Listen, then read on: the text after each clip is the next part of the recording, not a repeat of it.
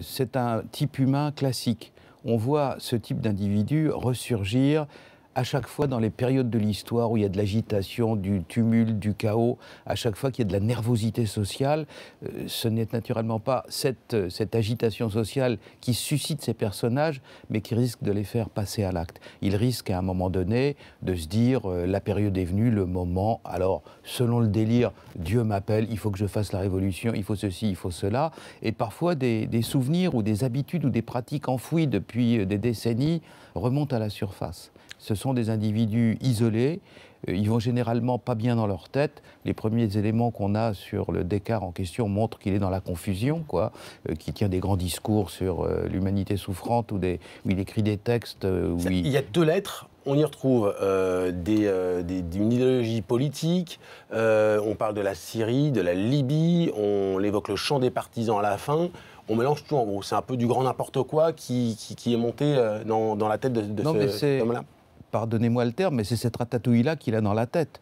C'est-à-dire qu'à un moment donné, l'un plus l'un plus l'un plus l'autre, et puis à ce moment-là, quand on considère des situations un peu politiques ou de guerre comme la Libye, la Syrie, et qu'on va dans cette direction-là, qu'est-ce qu'on rencontre en premier? On rencontre les médias, d'où le fait de dire je vais me venger sur des médias qui ne représentent pas ce que moi j'aime ou quelque chose comme ça. Et puis les banques, le complot des banques mondiales, etc., qui est assez...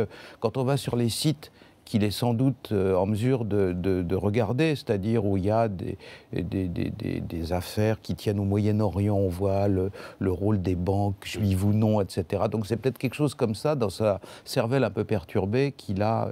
Mais attention, parce que... Lors du procès tout de même, en 98, de cette affaire Raymond Pain à laquelle Oui. certains témoins avaient dit que c'était cet homme qui avait en quelque sorte coaché le couple. Ce sont des situations, j'avais déjà parlé de ça la dernière fois, on n'est pas dans une logique d'organisation. Ce ne sont pas des individus qui sont organisés comme l'étaient les Brigades Rouges ou comme l'était Action Directe ou quelque chose comme ça. Ce sont des individus qui ont des fois une influence un peu malsaine sur d'autres, et dans ces cas-là, on est à la limite de situations parapsychiatriques, et en psychiatrie, on parle de délire en plusieurs. Le monde va mal, il faut qu'on fasse quelque chose, etc. Et donc là, vous avez un individu qui peut en influencer d'autres. En plus, il joue à l'espion, il est manifestement mythomane, il a accès à des armes. Tout ça est fascinant pour des jeunes révolutionnaires en herbe, issus des quartiers bourgeois. Donc ils vont être, c'est notre guide, si vous voulez, mais ça n'est pas vraiment une logique d'organisation. Alors tout ça s'est enfoui en lui, et à un moment donné, mais on le découvrira au cours de l'enquête et après les interrogatoires, si tant est qu'il puisse dire des choses claires. Oui, c'est ça, ça va être difficile d'en tirer quelque chose. Est-ce qu'on va pouvoir découvrir quel a été le déclic ou la motivation profonde? Pas immédiatement, parce que là, comme vous le savez, il avait quand même pris pas mal de médicaments, donc il doit être dans un grand état de confusion mentale. Il faut peut-être des semaines avant que tout ça se résorbe à l'intérieur de lui-même, que... Vous savez, le balancier de l'horloge revienne au calme. Il vient de vivre une période d'intense agitation. Il a été l'objet de toutes les attentions, en tout cas, sinon mondiales, du moins françaises. Alors il est perturbé à l'heure actuelle. On le serait à moins. Peut-être que d'ici un certain temps, il sera capable de tenir un discours logique. Mais souvenons-nous des précédents historiques.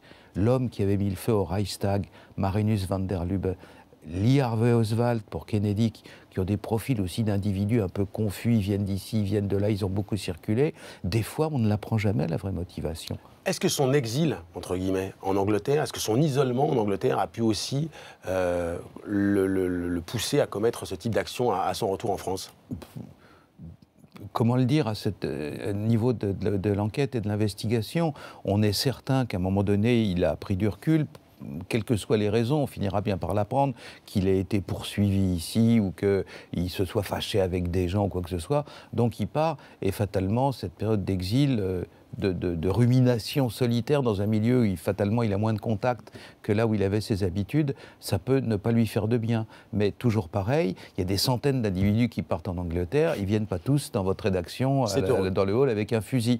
Hein. Donc le problème déterminant sera celui du passage à l'acte et de savoir, si vous voulez, c'est ça qui doit aussi intéresser et qui intéresse beaucoup la police. 9 chances sur 10 à 99 chances sur 100, il a agi seul. Mais il a fait partie d'une mouvance, et donc il faudra, comme disent les policiers, fermer une porte, savoir si par hasard il n'avait pas 2-3 comparses dans cette affaire-là. C'est les deux options, soit tout seul, soit quelques comparses. Merci.